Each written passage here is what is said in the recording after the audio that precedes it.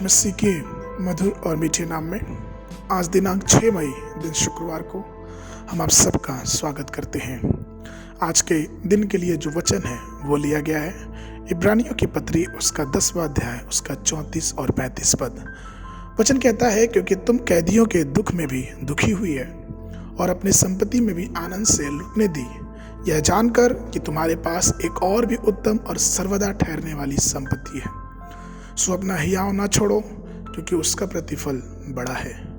प्रभु में मेरे प्रिय लोगों, हमारा परमेश्वर हमें एक बड़ी विरासत देता है और हमें बेहतर और स्थायी संपत्ति देता है।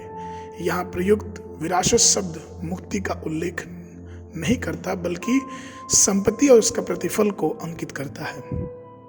घर और संपत्ति हमारे माता पिता द्वारा छोड़ी गई विरासत है।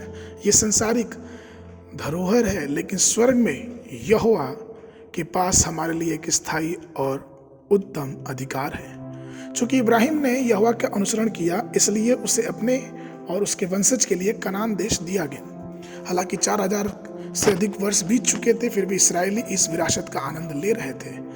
वह उत्तम विरासत क्या है जो यहोवा ने हमें दी है? वचन कहता है, यह स्वर्गीय निवास स्थान है जिन्हें प्रभु ने हमारे लिए तैयार किया है। वे भवन जिनमें हम मसीह के साथ निवास करेंगे।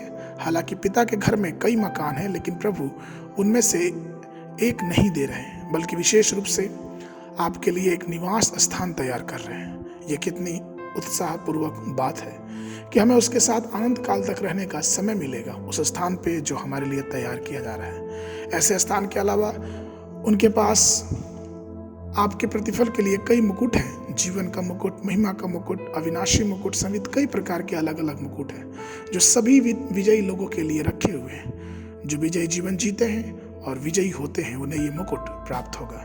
परंतु बहुत से ऐसे हैं जो सांसारिक वस्तुओं की लालसा के कारण ऐसी महिमा में विरासत को खो देते हैं। प्रेरित पौलुस की निगाहें हमेशा उत्तम और स्वर्गीय प्रतिफल पर केंद्रित है।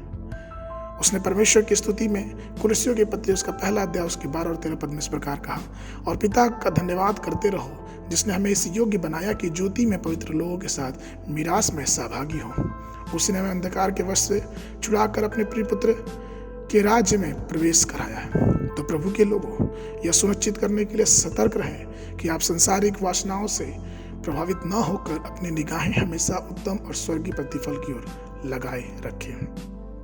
आज के मनन के लिए जो पद है वो लिया गया है इफिसियों की पत्री उसका 1 अध्याय उसका 11 पद।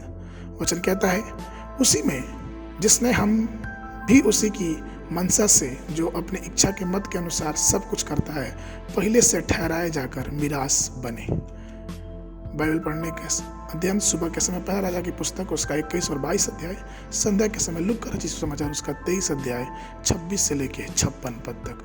परमेश्वर आप सबको आशीष देवे।